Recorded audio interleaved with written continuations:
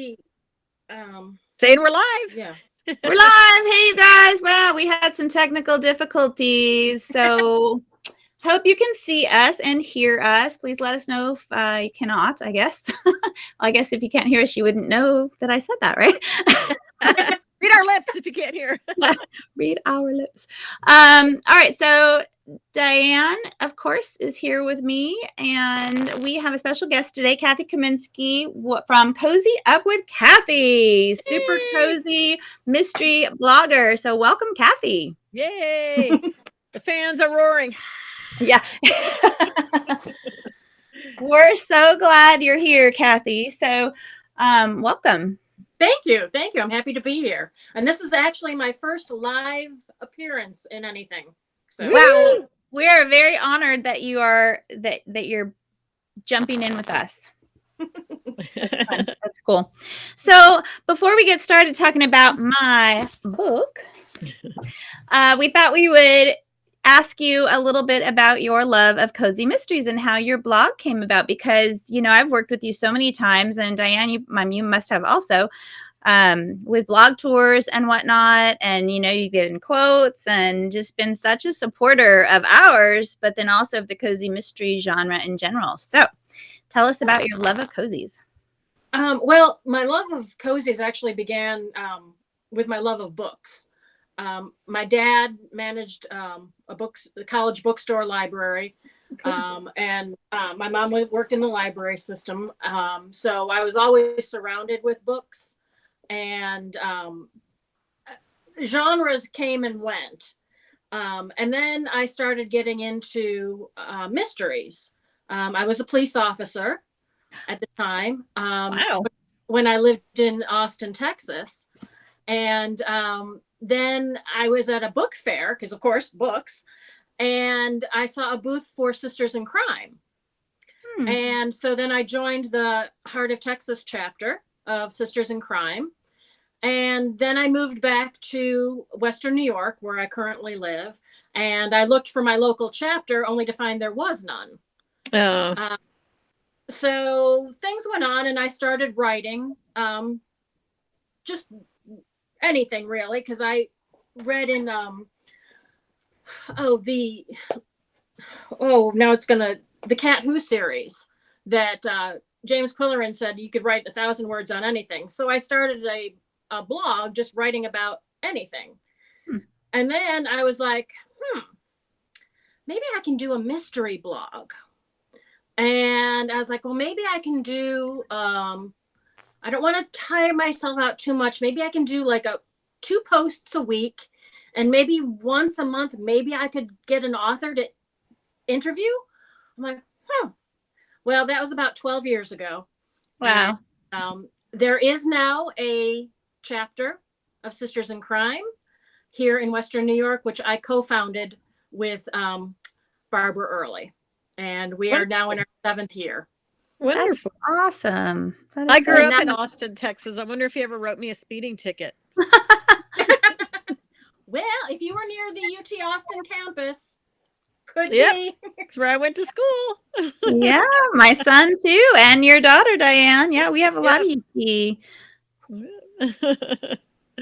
I've got Tracy here, Valerie. I can't tell who the next one is. I'm going to have to, it's just saying Facebook user. So I think, does Karen pop up that way, or Carol? I need to. Oh, yeah, I got to pull it up on my phone. Yeah. Well, Kathy, we're so glad that you started your blog, and we're so glad that you're here with us. I think that's just a lot of fun and very cool. Yeah. So what are you writing? Do you want to talk a little bit about that? About she went away. Uh-oh. Did we lose her again? Yeah, we were having technical difficulties, guys. Oh, there you are. Yeah. So what are you writing? Every time I pull this up on my phone, then it starts. Oh, it's Mary Crooks. Oh, hey, happy birthday, Mary. Should we sing a song? Happy birthday to you. Happy birthday to you. Happy birthday, dear Mary. Happy birthday to you. Okay. So what are you writing, Kathy, besides the blog? Anything else? I have a short story that I've been working on for a little while. But I need to just write it. But I've most of my time I'm writing reviews and Yeah. interviews, and working full time, that just eats up everything. Yeah. Oh yeah. I'm Short sure. stories can be remarkably hard too. You think, oh, it's short, it's going to be easier, and it's like, oh no, it's hard to get a lot accomplished when you have a limited number of words, I find. Yeah, and you really have to streamline. No subplots or very little in the way of subplots. Yeah. I had a full length in process for a while, but that just wasn't going anywhere. So I'm like, well, let me just do something short to just get it done. Mm-hmm. But it hasn't been done yet. Well, it'll happen when you're ready for it to happen. Yeah. Okay, so Melissa, I've got to know where you came up with this tricycle idea and naming it Rizzo, because Grease is one of my all-time favorite movies. And when I saw Rizzo, I was like, oh, that's funny. Okay, so we're going to talk about Murder Through an Open Door, which is the third book in the Book Magic series. And there will be spoilers. So that doesn't mean you can't read it if you haven't read it, but just FYI, right? Yeah. Okay, so this is so funny. I added the tricycle after most of the book was written, and that's because a lady that lives down the street from my parents had this adult tricycle in their garage, and I guess my mom, they're friends with my parents, and so my mom was walking down there or something and saw it in the garage and commented on it, and said the next thing she knew, they brought it up to her to experiment with. And my mom, I have not seen her ride it because it was cold and icy and snowing when I was there just last week. But she just loves it, and she tools around in her little cul-de-sac and down to the to the mailbox and on this tricycle, this adult tricycle. So all three wheels are the size of, like a 10-speed type bike. And she named it, I can't remember, Mary Ellen or something like that. But so then I was thinking, okay, well, first of all, Hattie Mae must have one of these. She needs one. I mean, not Hattie Mae, Hattie Juniper Pickle. And then I was thinking, well, Hattie wouldn't name it like Sue Ellen or anything Southern like that. She's feisty. And then I was just thinking about who are the feisty women that I can think of. And Rizzo just popped into my head. And so Rizzo, she became. Yeah. She was an iconic character in Grease. Yeah, I liked her. Yeah, same. But it's funny though, whenever I hear the name Rizzo, I think of Rizzo the Rat from the Muppets. Oh. Oh, is that? I didn't even realize that was the name. Yep. Wow, that's funny. So Valerie says, oh, sorry. My mother had one of those a few years before she passed away. Not sure what happened to it, but yeah, she thought it was great. I mean, my mom has so much fun with it. It's a hoot. I could see it being so useful if you lived somewhere where you could like ride to the store and put your groceries in the basket on a back or something. You know what I mean? Well, and those motorcycle tricycles are big too. Some of them have the two wheels in the back, and some of them have the two wheels in the front. I haven't seen those. Yeah, the ones with that seem reversed are really weird looking to me. They have one wheel in the back and two in the front. It looks like it's a backward thing. The first time I saw it, I'm like, what the heck is that? But wow, motorcycles always hit my eye. So yeah, it kind of looks like a training wheels. I feel like that could be something that pops up in one of your busted books. It could do that for sure. So I want to talk a little bit about the family theme in this. All your books have a family theme, but that it's so strong in this series because they've got the family curse, and then they've kind of got two factions of the family, one on either coast. And I have to admit, my heart just really broke for Cora because she loses her aunt, who was basically in place of her parent, and had already lost her parents, so never knew the dad, but lost the mom. So that my heart broke for her. And then with Lilith being alive and not telling, spoiler alert, being alive, Cora, or staying in touch, I felt like that was almost cruel.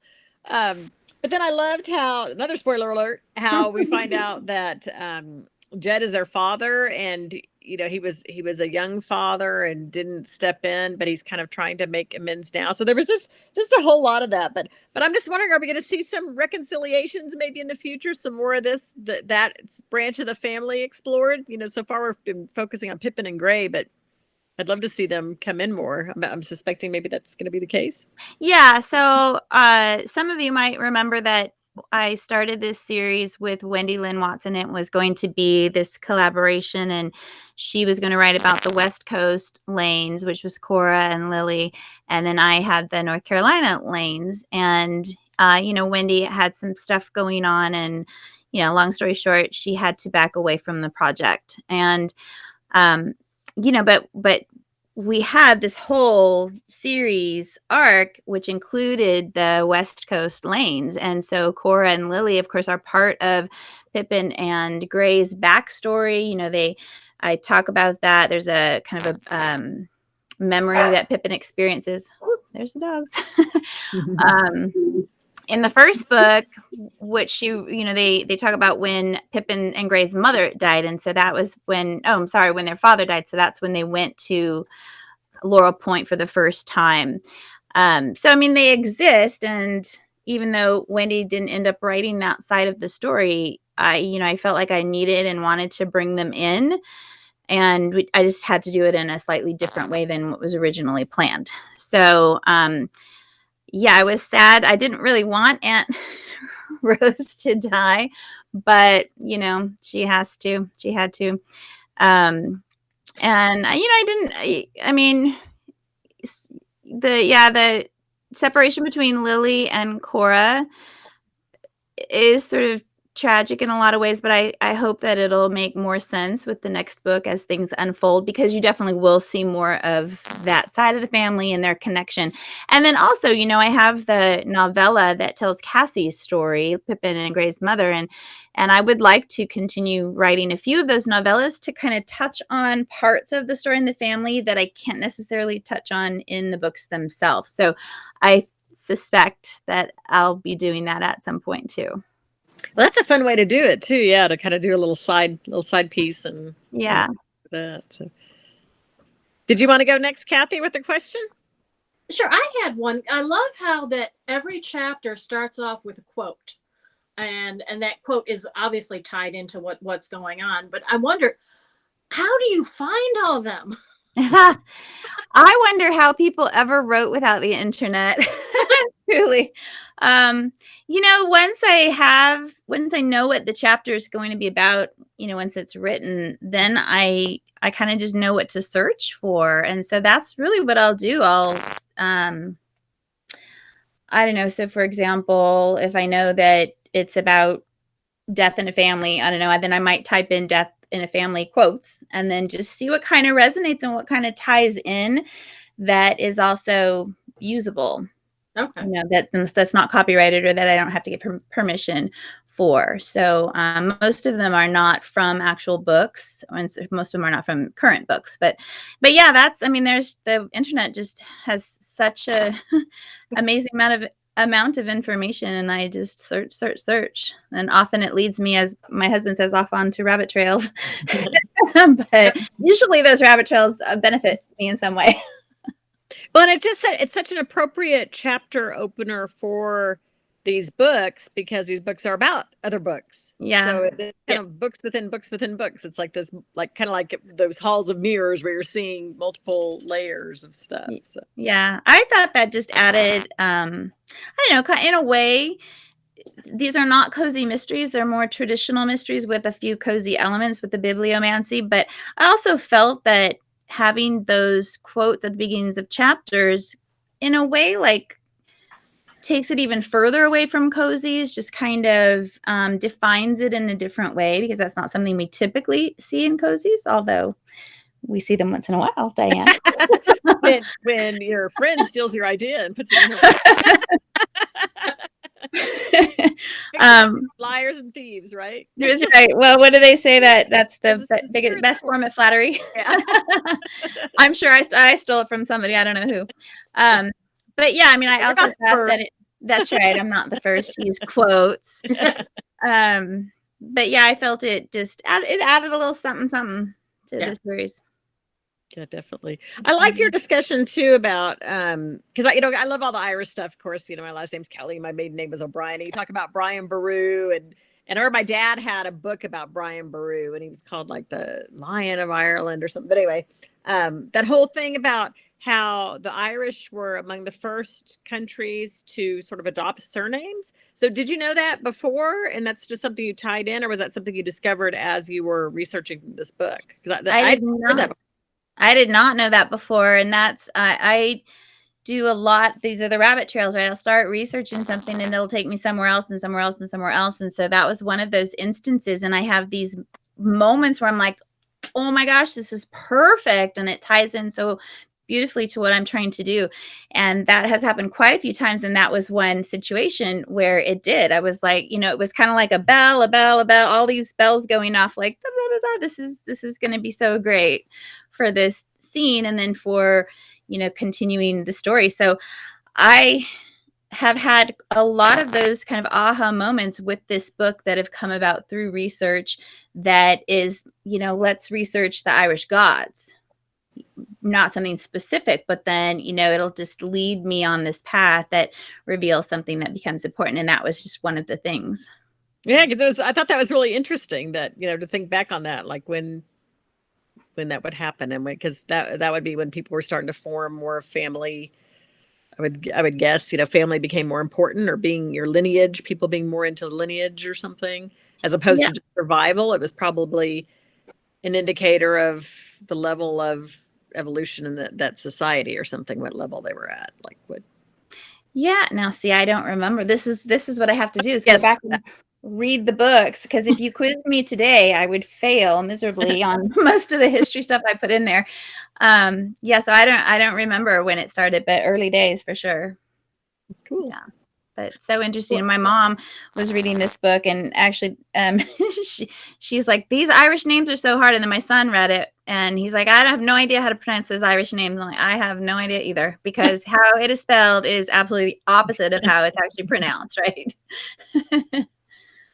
Well, so. I have a question now. This is a spoiler alert. Spoiler alert. Yeah. One of the characters winds up having dementia. How did you decide to bring that into the story? That was another thing. So there are times when I plot, and Diana and I talk about this a lot because we're very different in our process, right? She's much more of a plotter than I am. I kind of have a roadmap, and I compare it to, say, like, I'm going to drive from California to North Carolina, and I could go a variety of different ways. I just know I'm going to get there in the end. And I have certain plot points along the way that I know I'm going to include, certain stops that I know I'll make. But with this one, I had a different killer in mind, first of all. And then sometimes I just feel like it's too, because I know it's too easy, of a solution. And that was kind of how it started to unfold. And I was just like, I don't like this. It's not feeling right. And so then I thought, well, I could add Bernadette, because she wasn't going to be a character on the page initially. And so I added her. And then just as her personality and a few of the scenes began to unfold, it just struck me that this was her, that this was something she was going through. Because why? I had to answer the question of why is she feeling this way, and why are they sort of disconnected, and how has their relationship changed? And it just kind of evolved through her cognitive decline. So it was just one of those things, that another sort of aha moment, that, okay, this is who this character is, that I never could have plotted or planned for ahead of time, Well, to me too, that was clever, because there's such a theme of trust in these books. And you even have, I actually took a screenshot of it when I was reading it on my Kindle. Let me find it. There was a quote about trust in there. Diane makes me feel so smart. I've got like a whole thing here. I'm gonna have to find what it was, but it was about, I liked this one too. Hope is the denial of reality. I thought I can kind of relate to that one. About the trust. Oh, here's the one about the surnames. Okay.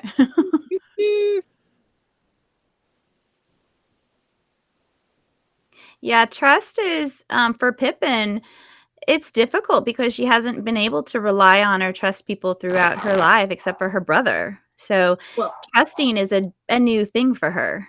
and you don't make it easy for her with all these different characters that are so two-faced, shall we say? It's like, Yeah. trust them? Can she not trust them? I wouldn't be trusting anybody there. I know, yeah.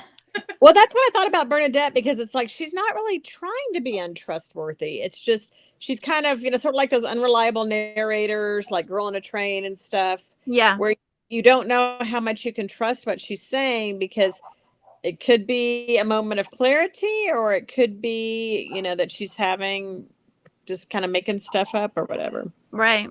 Yeah, maybe I didn't do a screenshot of the one about trust, but there was something about trust that I liked it. Well, she's starting to build trust with Daisy and Ruby. And then, of course, Gray. Oh, I think one of your comments, Diane, was about even trusting Gray, that he's not going to go out into the water. Yeah, because I thought, there's so much stress that comes with that. And when you can't trust people, you feel very alone and very lonely, because you don't know who's on your side and who's not, so you feel like you can't get close to people. And yeah, with Gray's, the last book saying that he, fixed the boat and might go out on the water. It's like she can't even trust that he's not gonna get eaten up by the sea. Trusting people is a mistake. There it is. Oh, yeah. And her face clouded. Trusting people is a mistake, and I was like, oh, that's just kind of sad. But of course, she was right. Well, yeah, and I think that just the idea that there are these treasure hunters lends itself to, like you said, Kathy, the sort of duplicity, the two-face of people and not knowing what they're after. And in fact, I was mentioning one of my sons he's the only one of my children reading my books. Yay for Jared. No, but one of his comments when we talked on the phone the other day was, Mom, she better be able to trust Jamie. I'm just yeah. Well, and I love that too, because she does need someone, she's got that kind of that little circle of her inner sanctum that she does feel like she can trust. But yeah, Jamie for sure. And he seems to be at the top of that list, which so he Siri is what he is. There is no BS. Even Pippin has a moment of doubt, like, because he is this historian and this, medieval Irish expert and all of this stuff. So, he could very well be a treasure hunter. Siri, spoiler alert, he is not. No worries there. I didn't doubt him. She might have, but I didn't. But yeah, I knew you wouldn't give her a bad guy. No, I love Jamie. He's awesome. And I like that their romance took the next step. Yeah, that was another Jared comment. Actually, at the end of the last book, he's like, and I think you said that, and somebody else said that too. Like, okay, if there's going to be something happening here, let's keep moving with it. We need a date. We need a kiss. We need something. Yeah. Give us something, man. Yeah. Because when you're writing, I find this, like, you're so close to it. And it's really hard to know how it's going to be perceived by other people. And if what you write is enough or too much to get your point across, or to, build this relationship. I have that kind of worry and doubt often, that, I'm just so close that I can't see it with enough clarity.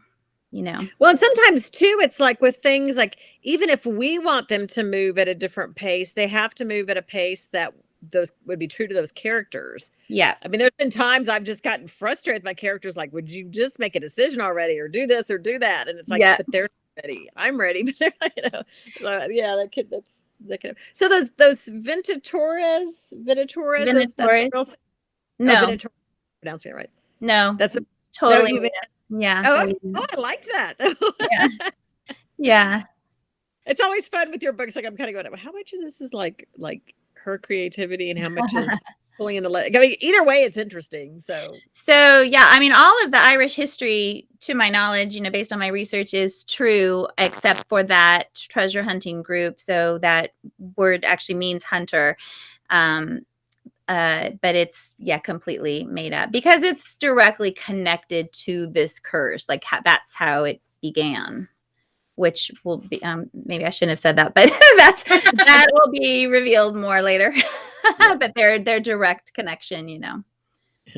So, yeah. Well, I love this. It was another good mix of adventure, mystery, personal relationships. You know, I just feel like this is such a unique series. I mean, you probably get tired of me saying that, but I really feel like this just has a flavor. Bring it on. Yeah. It just has a flavor that I don't see in a lot of other stuff. So I really like that.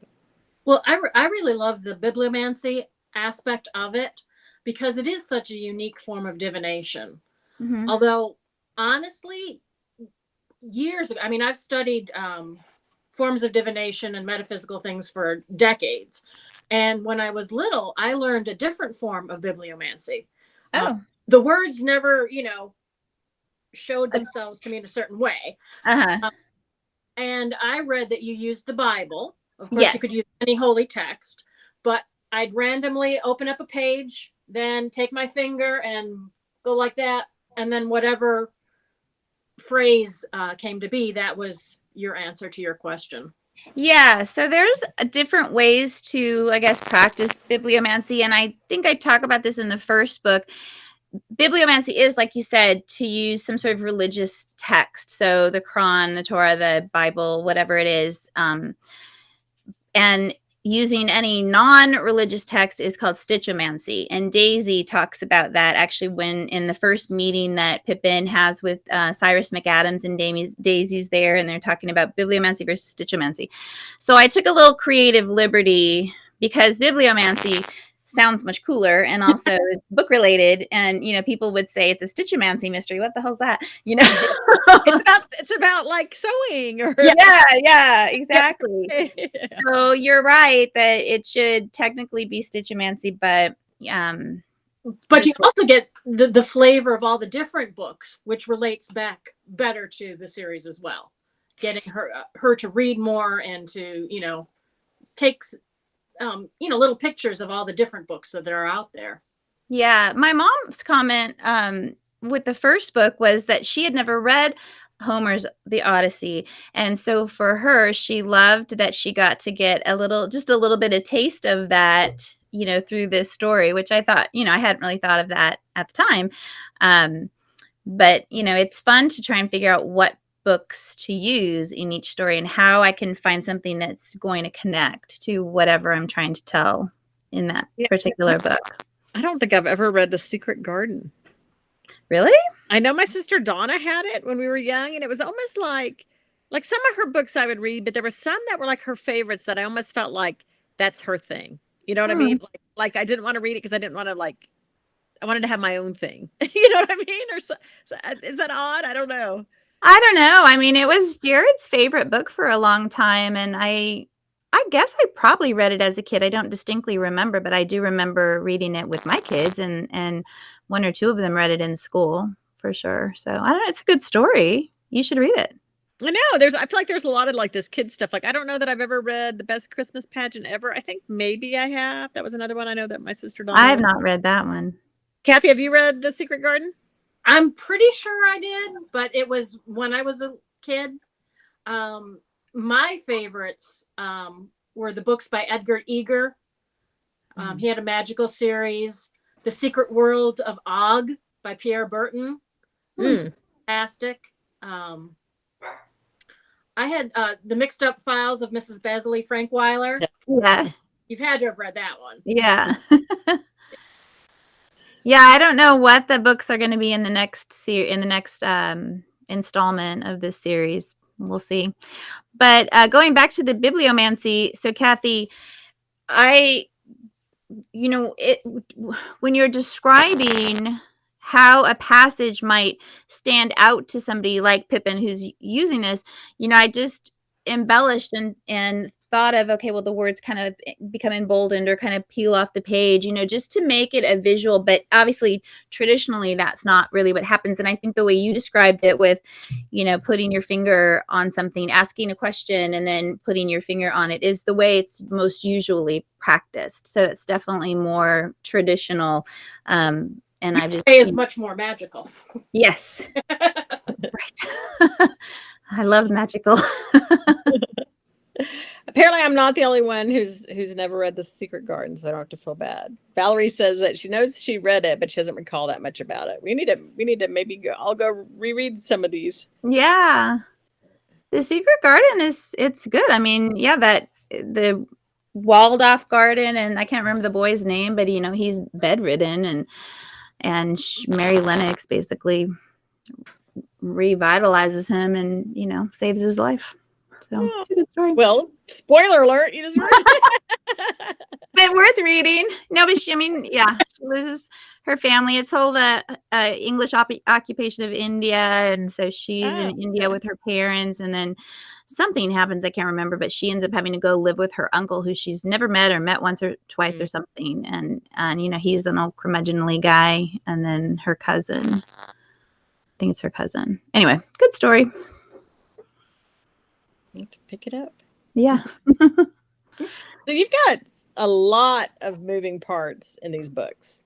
There's the Irish curses, you've got the family issues, or the Irish folklore, the curse, the family issues, the romance, the island stuff, but you do a good job of doling this stuff out bit by bit to where it doesn't feel overwhelming. But I'm wondering, just for you as a writer, like all these moving parts, is this hard to manage, that you've got kind of all these sort of, there's a lot of plot lines going on, and managing all of that and weaving them, it just seems like a lot of moving parts. Yeah, and the further I get into the stories, the more moving parts there are, because more is being revealed.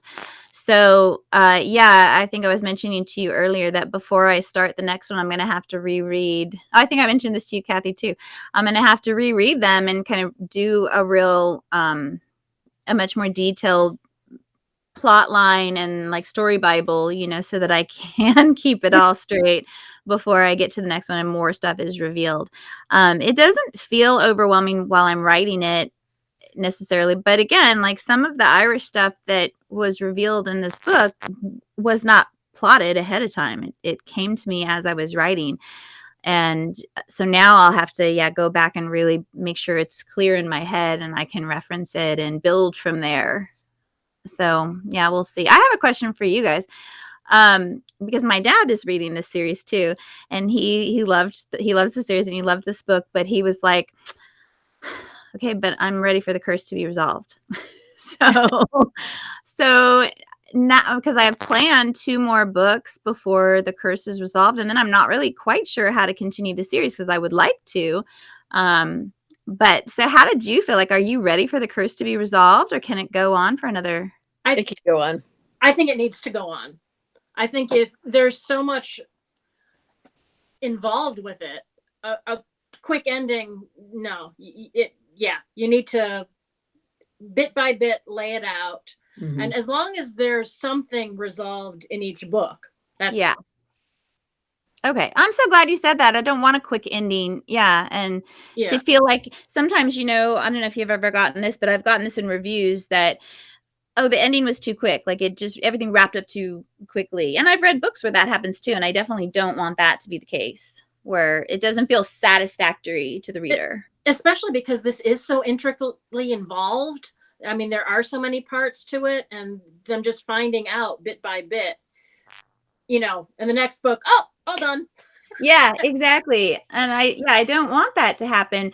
Brenda asked, what are we talking about? It's Murder Through an Open Door, Brenda. I was wondering if she was referring to that, or if she was asking about The Secret Garden when we were talking about The Secret Garden. The Secret Garden was the children's book we were talking about. So yeah. But either way, you've got your answer. There you go. One or the other. Yeah. Okay. Keep the curse going. Yeah. All right. I'm so glad you feel that way, because I'm not ready for it to end, and I don't feel like I can wrap it all up. But my dad said that, of course he's the personality of like, let's get things done. So move on. But okay, good, because I have it planned for at least 2 more books before that's resolved, and then then they have to move forward. Like, can she really get pregnant, and does she really trust it, and can Gray really go out onto the ocean on his boat, and will he really not die? And so even if it becomes resolved, there still could be lingering questions, right, that they're going to have to deal with. Well, it's still not really clear how they break the curse, right? I mean, they still have to figure out how to break the curse. Oh yeah, They would have to do that. Then they'd have to have at least, a book to see if how do they test that? And exactly. that's a huge trial. Because could you imagine, like, knowing, okay, I may be having a child that I never get to raise, and that I'm trusting another person. There's that trust again. Trusting the person to raise. Right, because I think we broke the curse, but we don't know. But then even so, it can be tricky, because remember, Cassie gave birth to the twins and she was fine. Right. And then she got pregnant again. Right. That's true. That's true. Know. I don't know. Yeah. And then, we've got Leo dying. I guess not really at sea necessarily, but he's not blood. So how far does this curse go? And there's a lot of unanswered questions, and I think a lot of directions to continue to go. And I love writing the series. It's so fun. So I don't want to tie it up in a nice little bow quite yet. Well, and we have a comment that Gray needs a match too, a love match. Oh, it's coming. Well, that's another thing too. Another kind of moving parts thing you have here is that, Pippin's the main character, but there's also people that are kind of more importance to her in each of these books. Gray was a big part of some of the earlier stories. So yeah, I mean, so it's kind of interesting to see who is a big part. Surfaces at different times. I really thought Hazel. I really was looking at Hazel. Oh yeah. And like, she just seems too good to be true. She swooped in, swooped in. Mary Poppins. Yeah, and yeah, just some things about her. I thought, she's a little too competent, like taking care of things. Maybe she's familiarized herself a little too much, or just. That would have been bad, though, to have two assistants from the inn both be the guilty parties. So, I mean, I definitely considered it. She's based on a real person. So some friends of ours, and then Carlos and I went on a weekend bed and breakfast getaway to New Bern, North Carolina, here over on one of on the intercoastal waterways. And the bread and breakfast owners were on vacation. And so this lady was there. Now I can't remember her first name, but anyway, she is a traveling innkeeper. That's what she does. Like, it's a real thing. And she travels internationally too, not only to take care of inns, but to take care of, farms or whatever, just things that need taken care of. There's a whole website, resource for people, innkeepers and people like that, and then for traveling innkeepers who are willing to do the traveling and come. So that was based on a real person and what she really does, which I found so fascinating. That would be a fascinating character for a series too. Somebody who's traveling around and. Oh yeah. They always talk about the Cabot Cove, too many murders in one place, and yeah. Who in their right mind would want to live there? But that would, having a traveling innkeeper going all over. Yeah, that could be pretty. Trouble seems to follow her. Yeah, wherever I go. Valerie made a comment that at the beginning of the series, she kept expecting Gray's point of view to pop up. Yeah, so my dad wanted that too. He's like, I really want to know more about Gray. I see the spinoff there. Yeah, so my plan is to do a novella from Gray's point of view to get more into his story, because I do think that's warranted, and I have gotten that comment from a variety of people saying they would like more Gray, to know more about his story, and that's a little difficult to dive into really deeply when you're coming from Pippin's point of view. So it is in the plans to write a novella from Gray's point of view to get more of his story. Well, because what I always think about with him, it's like, okay, with the pregnancy thing, she kind of can control that, right? I mean, but with the ocean, like, it's not just a matter of him not getting on a boat or not going swimming. I mean, there could be a hurricane, a wave could come in and take him, even if he's trying to be careful. I feel a little bit more like that's something that could kind of stalk him, or he could be forced into a situation. He's a little more vulnerable for sure. Yeah, and that's kind of why he felt in the last book that he was just like, he needs to live his life. Like, he just can't live in fear. What kind of life is that? Because it does stalk him, like you said, a little bit more, or significantly more than it does Pippin. Pippin can make the conscious choice not to have a baby, right? Yeah. And, you know, Gray doesn't have control over his fate in the same way. So, yeah, he's an interesting character, and how the curse affects him is very different. And, you know, I think like a lot of men, probably you can't solve the problem, and therefore, you know, you're just going to go headlong into it, right? And what will be will be. Ignore it. Yeah. It'll go away. I remember that on Cheers, that there was a line one time when Sam Malone, something happened. He's like, "Oh, I just thought if I ignored it, it would go away." And it's like, yeah. Which kind of pulls into another quote you had in your book, was something, I want to say it was Winston Churchill. It said, "Nothing gets better by being left alone." And I thought, ooh, that's good too. Yeah. That was good. God, I'm good. When I screenshot something, that means it's good, and I have about. Oh, okay. That means I want to save it and refer back to it later. So. Sounds like your husband. Sounds like my husband. That's how mine is too. Sometimes he's like, if I just go la la la la la. So, yeah. It'll fix itself. I think it'll go away. So. Yeah. So what's next, Melissa? Well, is your next book going to be the next book in the series? And when is it coming out? Yes. So it's coming out in September. Could come out a little earlier, but it's right now slated for September, and it's Murder and an Irish Curse, and it's up on Amazon right now. So yes, it will be the next one. Right now, I'm still kind of full force into Writer Spark, the writing academy that I've been creating, and working on how to write a cozy mystery. So that course, and that course should be wrapped up with all the curriculum here in another couple of weeks. So after that, then I'll dig back into I'll start the next book. But then I also just signed with a new literary agent, which was kind of exciting. Yeah, because I have this whole other idea proposal, and it was just a little different than what my other literary agent, who I've been with for 17 years. So it's kind of like the end of an era. It was a little bit sad making this transition, but I go with her blessing and actually her recommendation to this person. So she's going to be shopping that. And so that could, I don't know, maybe it'll just like have a bidding war, and it'll like give me $1 million, and he'll get too big, and he won't be my friend anymore.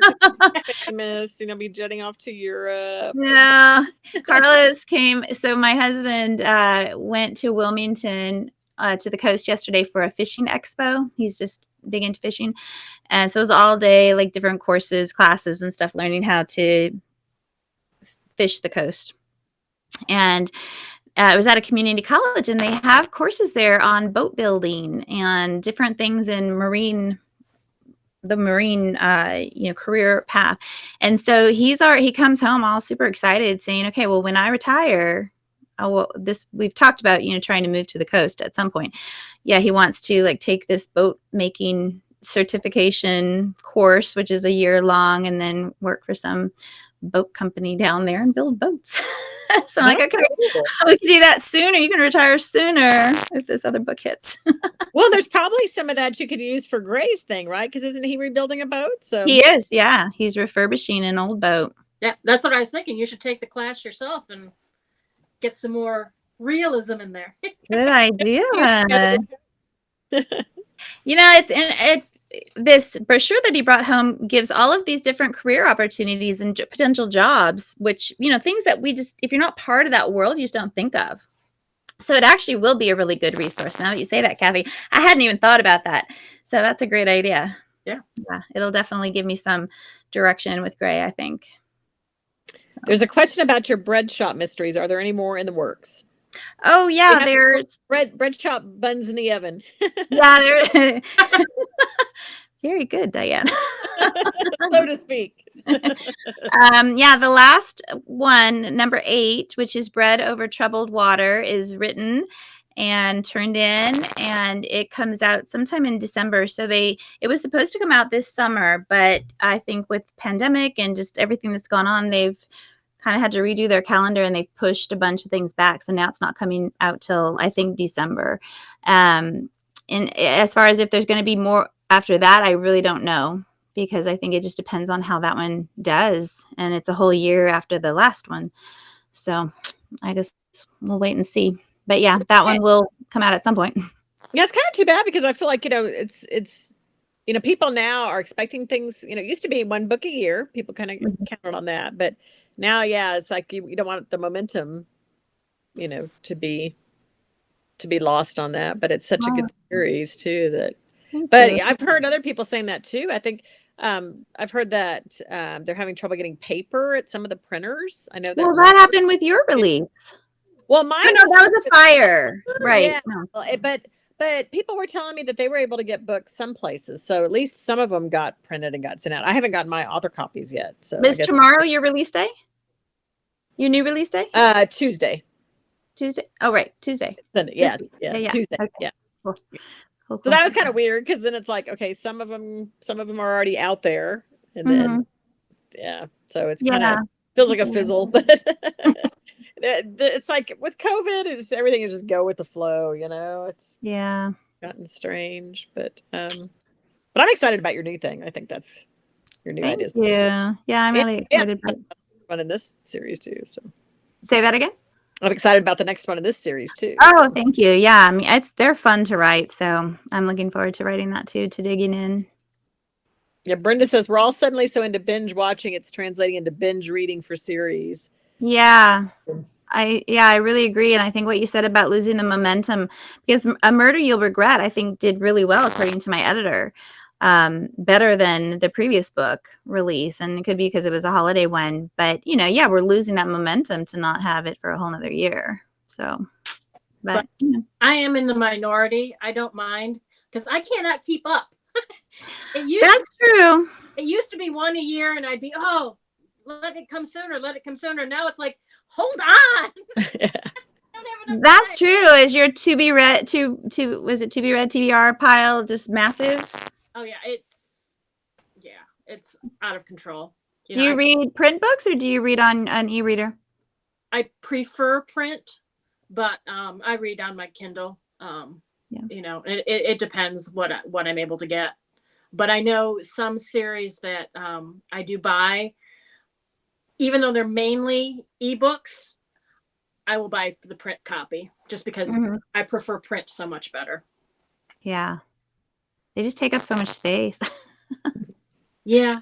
Well, I know my friend Karen was talking about, because she gets a lot of things on NetGalley and she has a blog and all that. So she was basically saying it kind of becomes a job. Like she has a whole spreadsheet of what book she's reading when and when the reviews are kind of due in and stuff. And, because the publishers are counting on those and stuff when they give out those copies. And It's a voluntary job that we as authors are so grateful for, but it's such a huge commitment. Don't you feel, Kathy, that it's Oh yeah. I mean, I wish I'm very thankful for my real job that pays the bills, but I look forward to retiring so that I could spend even more time. But Mhm. I'm the current president of Murder on Ice, which is our local Sisters in Crime chapter. So I have that work plus all the work, for the reviews that I do for my blog. And I'm behind on some series I love just because the author hasn't approached me, the publishers haven't approached me, to put their book right on my schedule. Mhm. It's not there, I might buy it, but it's sitting, and Yeah. Yeah. Lord knows when I'm going to get to it. Yeah. Gosh, that's hard. I know Drew Ann Love from Drew's Book Musings. I mean, she puts so much time and energy and effort into her blog too, and just because she loves it also. I mean, it would be great if y'all could be paid for what you do. I mean, because it makes a big difference for us on visibility for our books. So we're And- appreciative. I consider myself a writer too, and I want my reviews to be well written, Mhm. research at times, and which is another reason I like paperbacks better. It's much easier to go back and page through a real book than the darn Kindle. Yeah. But it's like, and I just totally lost my train of thought. Just so you want them to be well written. Oh yeah, and sometimes it's like, can I just say it's good? Go buy it. Yeah. And then another thought though is that's like, I'm not getting paid good enough. Publish. It is what it is. Yeah. But I really tried and get a very well written review done. Yeah. Time. Excuse me. Bless you. Bless you. There'll probably be another one. They usually come in pairs. Oh yeah. Well, so do you have a favorite series, Kathy? Or a couple? No, I have a gazillion. Yeah. I'll just say this. I really like historicals. And I really like paranormal. I don't like the more cutesy paranormals that seem to be coming out in spades. I like the more adult cozies. I like traditional mysteries, and there is to me a very fine distinction between them. There is a difference. But, and I'll say the one, I'll mention a few names because I know I have one coming up. Kate Parker writes the Deadly series. She writes a couple series, but the Deadly takes place right before World War II. And very interesting with the historical facts going on. And especially with events that are currently happening in the world. Yes. Her books are outstanding in that Deadly series. She's from our area too. Is she really? Mm-hmm. She's from our area. I know her from RWA circles, from romance writer circles. Oh wow. Yeah. I want to say she moved away for a while, and then her husband died, and then she moved back. Oh. But it's been kind of in the back of my mind because we talked about getting coffee when I first moved to North Carolina. We haven't done it yet. It's been almost 4 years. Oh, we need to do that. Well, yeah, her covers are always I always really like her covers. Yeah. Sorry, I interrupted your flow of thought. So you were no, that's fine. More names. And then it's just a small world. It's amazing. To another member of Murder on Ice, again, not cozy. Lisa Marie Redmond writes the Cold Case investigation series, which surrounds a woman who's a cold case detective, homicide detective in Buffalo, New York. And Lisa is a retired cold case homicide detective from Buffalo, New York. So, yeah. So, love her series. She's on, I think, number 5 in the series has just been released, and she has a standalone thriller or 2. I don't read thrillers. But But I read like domestic suspense. That's about as thrilling as I get. Yeah, no, I mean, I work in the forensic unit of a psychiatric hospital. Oh wow. I get enough realism. Real life there, yeah. So I like that. But there are just so many series I like, and I hate to mention any of them because it's like, oh. Yeah. But I'll go with another one because she's no longer with us. She died a few years ago. Elizabeth Peters. Yeah. Amelia Peabody series is I love a well-loved series. I just saw today that Amanda Flowers has a new series come out, an Emily Dickinson mysteries historical series. Yeah, which looks see that. All right, I gotta find that. Yeah, I can't remember exactly the title, but it's like a bit of a poem. The title is very cool. Right. It seems like historicals might be kind of on an upswing, and everything kind of goes in cycles, and this might be on an upswing again. I'm curious, Kathy, whether your police background, whether that gives you any pet peeves about books, about things you see, or if it affects how you interpret things, or Or when you throw a book across the room because you're like, that would never happen. Well, it's more, actually, it's more my mental health background that pisses me off. This one book, and I can't even remember the title or author, so I wouldn't share it anyway. This book was so good. It was heading for a 5-star rating until the end when she did the ultimate mistake. All of a sudden, out of the blue, the killer is crazy. Oh. Crazed look in their eye. They're crazy. Huh. That pisses me off. Yeah. That just pisses me off. How it's some authors seem to think, well, if they kill, they must be mentally ill. And that just drives me bonkers. So you like it better when there's a true motive. Yeah. I mean, and if you're going to have your killer be seriously mentally ill, they're not going to be able to do all these, intricate things that lead up to it, So it's like, no, they're totally rational until all of a sudden they look into your eyes and they have the crazed look in their eye. Oh. That's interesting. I'm surprised an editor would have let that go, or It feels like cheating.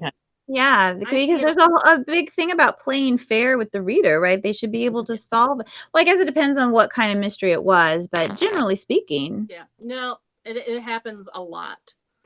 Even if they don't say the words mentally ill, they'll say crazy. That would make sense. Went crazy. So yeah. You know what story I loved, and it was a true story, was the Bernie story. Have y'all seen that movie or heard about that? I've heard it. In East Texas, and somebody says unless they're a sociopath, and he had been sexually abused as a child, so he had some trauma. But he was somebody that everybody just loved. He was a funeral director in the town. He did a great job with that because he was just really good with people. Everyone loved him. Well, he befriended this old woman that everyone kind of else thought was a total capital B, but he got along with her. But she started kind of trying to control him. And at some point, she did something and he snapped and he killed her. But he just snapped. But he did what funeral directors do. He preserved her body. He put it in a freezer. And he didn't really even try to hide it. He did kind of cover up, like, sort of strung people along for a while, but he didn't dispose of her body. And then he finally got caught. And it was, I think I may be getting this not quite right, but if I remember correctly, it was like the first time that a district attorney asked for a change of venue because he was afraid that they wouldn't get a conviction because people liked this guy too much and hated the woman too much. They're like, they're just going to vote him, innocent because they like him, even though he probably really did this. Well, he ended up getting, so they moved the trial. He ended up getting put in jail, but then he was later released because of the extenuating circumstances and because he did just snap. It wasn't a premeditated thing, which, because then the jury had. And it's also interesting because psychopaths are totally different. Well, one, I know a lot of the general public probably wouldn't really consider this, but psychopaths are not mentally ill. They're not. They're just wired. How do you define them? Yeah, they're just wired differently. Their brains are wired differently. Yeah. To have a mental illness, there's actually a chemical issues are going on in your brain. Mm-hmm. That doesn't happen in psychopaths. What about sociopaths? Are they the same? Now, here's an interesting thing. If you ask a psychologist, there is a difference between a psychopath and a sociopath. If you ask a psychiatrist, there is no difference. So generally how it's looked at, a psychopath could be standing next to you at the grocery store, the coach of your kids' team, and you will never know. You will never, ever, ever know. A sociopath, going on the psychological aspect of it, they're the people that live like on the outskirts. Something's just not quite right with them. Mm-hmm. They're a little more disheveled and little, odds. Psychopaths you're not going to find in mental institutions. You will, but very rarely. I've been working there over 20 years. We have one, and he's kind of an odd mix because he has other things going on too.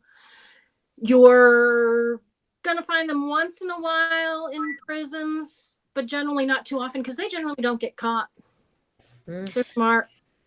What so Scott Peterson, do you remember that? Lacey Peterson, that whole yeah. case? Was he I remember reading and everything being said about Scott Peterson that he was a sociopath, but do you think he was a psychopath then, or? It's been so long since I read anything about him, I really couldn't say. Yeah, I haven't watched the movie. Psychopaths, they really don't think that they're doing anything wrong. It's kind of like they have no conscience. Right. So but they can act, they can mimic the emotions of other people, and so they know how they're supposed to behave. Yeah, right. Exactly. Yeah. Scary. Yeah, totally scary. Yeah. So we have a question from Brenda. How much input does an editor have in your narrative? So in my experience, not very much input. Generally, it's more like clarification, or we need a little bit more of this, or this isn't quite making sense, but not too much in terms of, this is where your narrative should go, or this is a thread that you need to add, or anything like that. So, but I don't know, that could be just my experience. How about you, Diane? Yeah, mine have not been what I would consider any of them being overbearing. There's been occasional things where they've maybe questioned something, but then we've talked about it, and then figured out, which direction to go. Like, for instance, in my paw enforcement series, I have chapters from the dog's point of view. And when I first submitted the draft of the first book to my editor, she said, I'm not sure about this. Some readers don't like talking dogs. And it's not a talking dog. It's just you're in her head. And so she was just bringing it up as a potential issue. But not telling you must change it. Right. She always said everything's up for discussion. And pretty much every editor I've had has always said that everything's up for discussion. So I went to my critique partners and said, what do y'all think? And one of them, my friend Angela, said, that was part of your vision for this series. You need to keep it. So I told my editor, I said, I'd really like to keep it, because the clash between the two alpha females is kind of part of my vision. She's like, okay. And then it turned out most of my reviews say something about loving the dogs chapter. So that was a good decision. But yeah, so like, you kind of learn how to work with each editor, what their personal preferences are, or their hang up, so to speak. Like that particular editor, she was very close to her family, very family oriented. She always wanted more of the family issues in the book. So I just started adding, more of that, and kind of, I think she wanted a more rounded, she and it's part of what they enjoy. When the editor takes you on, they are taking on authors that they enjoy reading. And so you are kind of writing to their taste to a certain degree, but that's how you matched up in the first place. That's really true. Yeah. Yeah. My editor that I have now, so the first one is somewhere else now. So the one I have now, her comments, are usually just more clarification. Things like that. But I will say, we are true to genre expectations, because there are genre and reader expectations for different genres, and cozy mysteries in particular. And so if we were to come in with a manuscript where suddenly the killer is crazy at the end, I think our editors would pipe up and say, okay, this is not working, because it's not true to what readers are going to expect, and we haven't played fair. So I think that we haven't gone off the rails in any way to where somebody's going to have to step in also. And also, to go on that point, I read a book which the editors and the publishing house really did a disservice to the author, because they're promoting this book as a cozy, and it's not. I mean, I put it as traditional. I mean, you're not going to have anything, over the edge, but there are some cozy mystery lovers that belong to more that sweet cozy, right? Don't ever even think of saying a blue word, or there can't be anything. And this one, there's a good deal of sex, nothing explicit, nothing, but the entire tone is not cozy. Yeah, but it actually, the publisher has it described as cozy mystery. I mean, right on the thing. So it's like, interesting. That's gonna lose her so, and it's the first in the series, it's going to lose her so many readers. Yeah, and reviews are going to express that. They're going to say this is not a cozy. Yeah. I used to get that a little bit with my Death and Taxes series, which they never said was a cozy. They never, so I was lucky in that regard. They never did market it as a cozy, but the covers were cutesy because there's a lot of humor in them. So And the pastel colors. Yeah, so I think people would kind of be like, "Oh, this is going to be cozy." And then a few people, but by and large, people didn't mind because if you read the blurb on the back, you kind of knew what you were in for with those. But a few times, I'd get a few reviews of people like, "She used bad words and blah blah blah." And it's like, well, I didn't. The characters did. Right. They're the ones with the potty mouth, not me. Yeah, I had there was a review. I shouldn't read reviews, but I do. But there was one review, not for this book, but for, I can't remember if it was the first one or the second one, but I mean, there was like a dam or something super minor, but the reviewer was like, it's a good book, but readers beware. There, there's a XYZ cuss word in there. I was like, oh, wow. I'm really looking for them. Yeah. Yeah. I her messaged me on Facebook, and she kind of just the opposite. She was basically complaining that my books were too clean, that my later cozies, and that you got your character saying darn. No one says darn. It's like, well, there are people who say darn. Oh yeah, but see, they were introduced to you with Tara Holloway. Yeah. So yeah. So again, it's that reader expectation of what they're, how they come to read you. Yeah. Yeah. Yeah. A common review comment is something like, this would have done with a better editor. Oh yeah. Yeah, that's for sure. Especially with indie published books, because I think there's a wide range of how well they're edited. Yeah. Or if they're edited. Yeah, right. Good point. You guys, wow, this was such a great chat. It's 9:15, so we should probably say good night. It's been fun. Yeah, I enjoyed it. Thanks so much for inviting me over. Yeah, we'll have to do it again and just have like a chat about mysteries in general and stuff, because this was really fun. Yeah. We could even talk about, the difference between traditional and cozy. Yeah, let's get something on the books. We'll have to chat a little later, Kathy. But yeah, I think that sounds so much fun. Yeah. That would be great. Bonus chat. Yeah. Yeah. All right, you guys. Well, thank you for talking with me about my book. I love that. And everybody, thank you for joining us. And one more thing, my review will go live on Tuesday. Oh, thank you. Good. I shall look for it.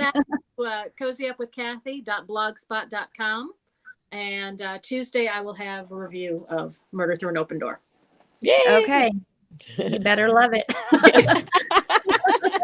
She knows how to kill. Yeah.